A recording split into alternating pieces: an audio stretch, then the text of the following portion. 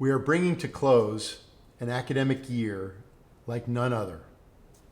Classes for undergraduates and graduate students on the main campus will conclude on Friday. Our medical students concluded their academic year last week and held some small gatherings on Thursday and Friday to recognize their commencement as they transition to their residency programs. Tuesday marks the last day of classes for our law students. We are all looking forward to coming together on May 24th at Nationals Park to celebrate commencement. We are bringing to close this academic season at the same time we bring to close another season, a sacred season. Since late March and throughout April, and culminating next Wednesday, our faith traditions here at Georgetown have celebrated important moments in the lives of their communities. On March 29th, our Dharmic community celebrated Holi. On March 27th to April 4th, our Jewish community celebrated Passover. April 4th was Easter for our Protestant and Catholic communities. Ramadan began on April 12th and will end on May 12th. And this past Sunday, our Orthodox community celebrated Orthodox Easter. Each spring, we see the coterminous presence of the closure of our academic year and the celebration of these sacred moments in the lives of our faith communities. Georgetown has the largest campus ministry program in the country. It takes its animating spirit from the words of our founder, John Carroll, who in writing the proposals for establishing Georgetown, wrote that we will, and I quote, be open to students of every religious profession, close quote. This spirit led Georgetown to bring into campus ministry a full-time rabbi in 1967. We were the first American university to have a full-time imam. We have welcomed ministers of the Protestant tradition, the Orthodox tradition, and most recently in 2016, we became the first U.S. college with a Hindu priest as a chaplain, supporting our Dharmic communities in the Hindu, Buddhist, Sikh, and Jain traditions. During this period of the pandemic, I've had the privilege to join each of our leaders in conversation. Father Mark Bosco, Father Greg Shendon, Rabbi Rachel Gartner, Imam Yahya Hendi, Reverend Ebony Grissom, Father David Pratt, and Brahmachari Sharon. This commitment within campus ministry is complemented by our efforts to incorporate into the mission of our university the pursuit of interreligious engagement. Our Prince Al-Walid bin Talal Center for Muslim Christian Understanding, long led by the founding director, John Esposito, and now by Professor Tamra San. Our Berkeley Center for Religion, Peace, and World Affairs, shaped and directed by Vice President Thomas Banchoff. Our Center for Jewish Civilization, led by Professor Bruce Hoffman.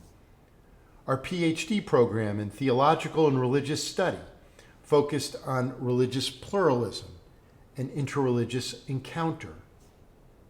We've played important roles globally in fostering interreligious understanding. We partnered with the World Economic Forum in the development of the comprehensive report on the place of the Muslim faith in relationship to the West. We were the North American home for the Common Word, a project that emerged out of Jordan following the Amman message of King Abdullah II. We have provided a continuing home since his retirement as Archbishop of Canterbury for building bridges, long led by Rowan Williams, now by Father Daniel Madigan from here at Georgetown. This is one of the leading Muslim Christian dialogues in the world. We've worked alongside the community of San Egidio and hosted their international prayer for peace. We have formal Memorandum of Understanding with the Pontifical Council for Interreligious Understanding. We hosted a conference together in the fall of 2019, and with the Pontifical Institute for Arabic and Islamic Studies, PISI. I could go on. Why this focus? It is foundational to the establishment of our university. And with each generation, we have sought to imagine anew, what does it mean to be a university committed to interreligious understanding? It begins with the fundamental commitment we have to the significance of faith in making meaning in our lives. We are the oldest Catholic and Jesuit university in the United States. As a university, we are committed first to the formation of our young people. When we look to the resources to support this formation, we know that the resources of our faith communities are of incomparable worth in supporting the work of making meaning in our lives. This tradition upon which our university is built places profound respect on the interiority, the interior lives of each one of us. This interiority, our interior lives, can be enriched through the resources of our faith traditions. The breadth of our campus ministry, the academic resources of our faculty and centers, the network of relationships we have built throughout the world have enriched our mission and our understanding of the nature of our work and our community. I wish to share with you some photographs. During these past 15 months, we've been continuing a project that began this past decade to strengthen our sacred spaces on campus. As we move closer to fully opening up our campuses and welcoming our students, faculty, and staff back to campus, we will be able to share this work, which continued over these past months. The renovation of Dahlgren Chapel of the Sacred Heart was completed in 2014. The renovation included the capabilities that enabled us to live stream Mass since March 2020. St. William's Chapel in Copley Hall is home to our Protestant community and also serves our Catholic and ecumenical communities. We completed the renovation of this space this spring. Copley Crypt, also in Copley Hall, is home to our Orthodox community. This renovation with new icons was completed earlier this semester. A new masjid for our Muslim community is located in Village C. We expect this new sacred space will be fully completed this coming fall. We have a new space, the Dharmalaya, for our Dharmic community in the Levy Center, which we will dedicate next spring.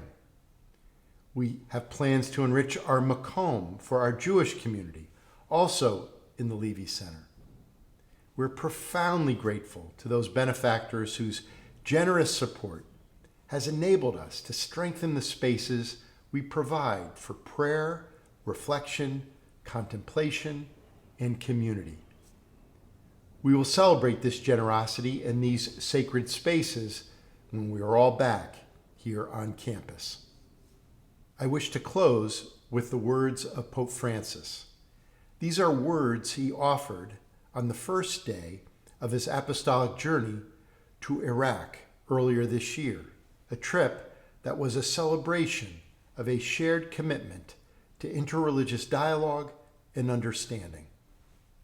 Pope Francis, and I quote, "I greet with affection the bishops and priests, men and women religious, and all the faithful of the Catholic Church. I have come as a pilgrim to encourage them in their witness of faith, hope, and love in the midst of Iraqi society. I also greet the members of other Christian churches and ecclesial communities, the followers of Islam, and the representatives of other religious traditions. May God grant that we journey together as brothers and sisters in the firm conviction that authentic teachings of religions invite us to remain rooted in the values of peace, mutual understanding, human fraternity, and harmonious coexistence. Close quote. This final phrase, quote, the firm conviction that authentic teachings of religions invite us to remain rooted in the values of peace, mutual understanding, human fraternity, and harmonious coexistence, close quote, comes from the declaration Pope Francis jointly signed in 2019 in Abu Dhabi with Sheikh Ahmed El Tayeb, the Grand Imam of Al-Azhar, a historic example of interreligious cooperation. This commitment to the values of peace, mutual understanding, human fraternity, and harmonious coexistence, this is what animates our work here at Georgetown. To all of our students and faculty, my very best wishes during these remaining days of the semester. To our academic administrative personnel and our staff colleagues, thank you for all your efforts that have enabled us to protect the health and safety of our community, sustain our academic mission, and to protect the livelihoods of our people. And to all of our graduates, we all look forward to celebrating with you on May 24th.